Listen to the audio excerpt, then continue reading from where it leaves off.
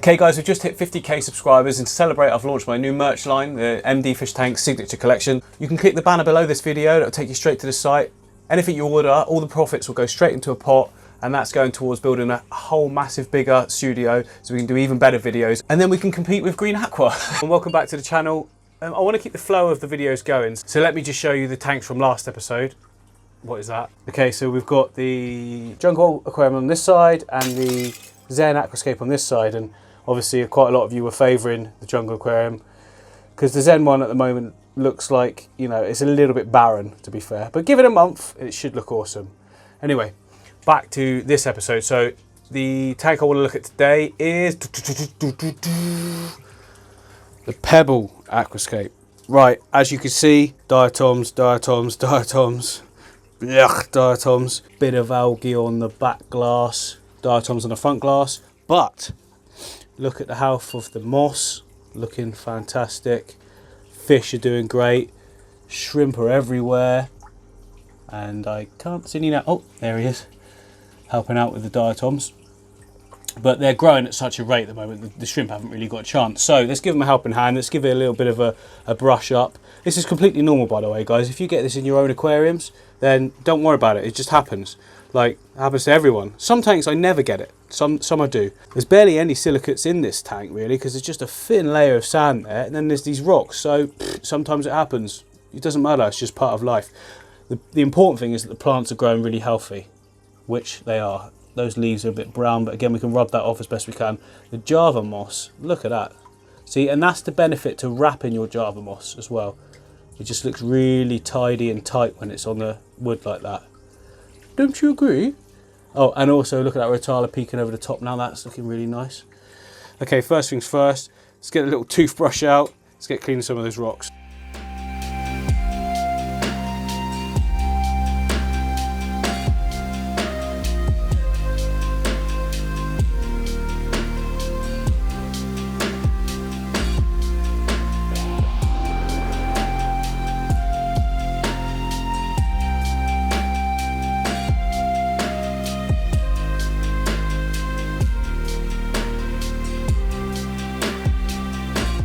Well, that's the rocks cleaned as best as I can. Well, that's a lie, not as best as I can, as long as I'm willing to put time into. I cheated with some of them, I don't know if you saw, but I just flipped them round. It's just as good. The diatoms will die if they're not exposed to sort of the light and that anyway, so you can see that because the shaded areas were actually already cleaned. So also, I forgot to mention at the start, flip the filter off, the power off before you start doing all of this. It just keeps all that dirtiness in the water column so that you can suck it out in a minute when we do a nice big water change. But I suppose the next thing to do would be clean the glass, because I'm actually struggling to see through it when I'm moving around. I need to see what's good, what isn't good, what plants need trimming, what don't. Yeah, I'll do that now. And I've actually got some good scraper tools to be able to do it. So this is just a blade scraper. I use this for big areas at the front, and then I've got this cool little sort of mini scraper to be able to scrape out the back end of the tank and get into sort of hard to reach places. So yeah.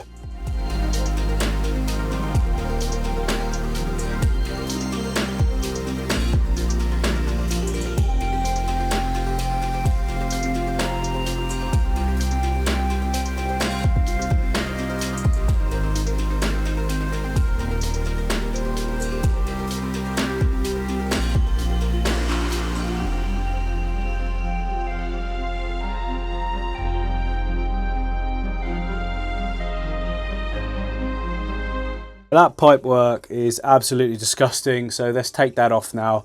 I've got a pipe cleaner so we can take that to the sink and get it all scrubbed up nice and clean again. It's just really light surface stuff, to be honest, so it's going to come off. Oh, I say that.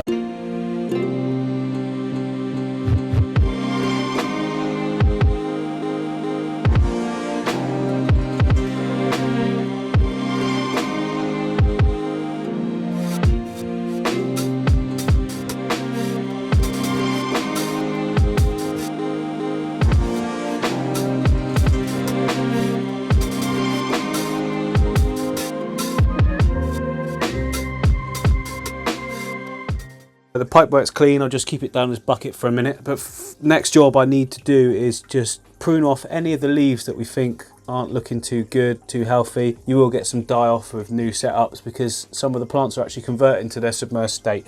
Obviously they're grown out of water, so you need to adapt. Some adapt absolutely perfectly fine, like the Hygrophila pinovitata, look, that's all just doing perfect. But yeah, let's just pick off any that we think don't look great, don't look healthy, and it will promote new healthy growth. Guppies, will you just, I'm trying to show everyone, you're just in the way. It's not feeding time.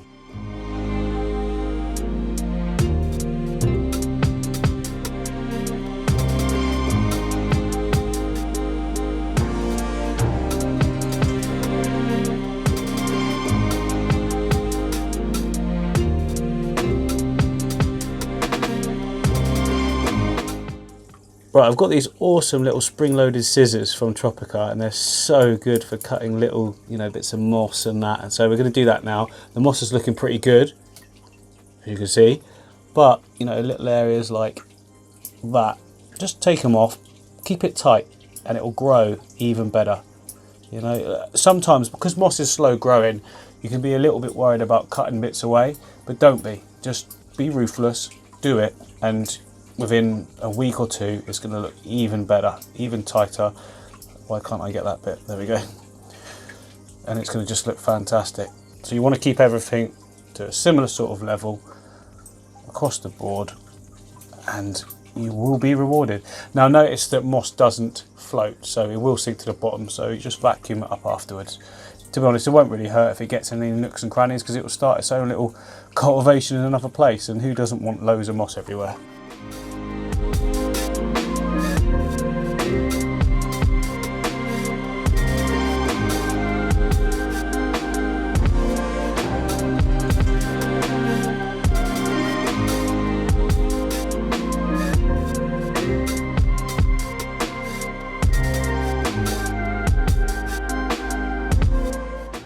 Well, that's the moss clipped nicely, look good. Right, now I'm going to just, you know, gently rub some of these leaves, see if I can remove some of the detritus, and lo and behold, I can't. Probably not. To be fair, without damaging the leaves, you are actually going to struggle with that. It's probably best just to leave that, wait till the diatom phase is gone, give it a snip off, and let 2 shoots grow from the snipped area. That's probably going to be the best bet. So ordinarily, you could do a trim session now on, say, the Rotana at the back here, and then Rotana at the back here. No, Rotana at the back here, give it a trim and then replant it. But I want to see it grow a little bit taller than that first, because the top of the tank is there, it's down there. I want to see it right up there before I trim and replant. But let's get some of this water out now, being sure to suck up all of the stuff that all the waste down there, look, all the trimmings of the moss and that. Make sure we suck all of that up and put some fresh water in.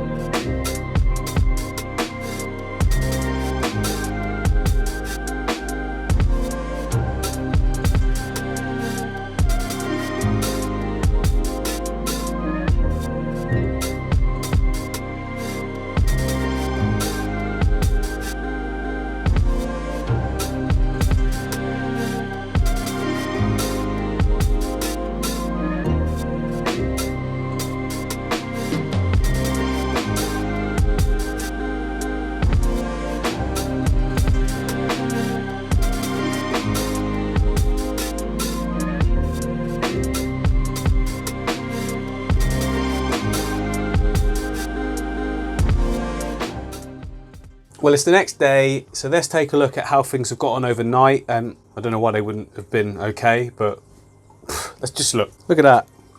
Back to its former glory, but thicker and fuller. So hopefully you can see what I mean now with that moss by keeping it nice and tight. Couple little stragglers there, but they're not really hurting, are they? I'll get them in a minute. So I'm not sure I made it completely clear. What I did do in the setup video, which I'll leave a link to, is wrap cotton around the original moss so that it keeps everything tight. You just get such a nicer effect. It's what you see them doing on the ADA videos and whatnot. That's where I got that from. It just works so much better in my opinion. Yeah, so there is everything. Fish are doing well, diatom's pretty much gone. Hopefully the rest will work their way off as well. But look how nice that rotala looks at the back there, creeping up. Really vibrant as well. Be able to trim that and replant soon, get a big explosion of that in the middle, will look really good.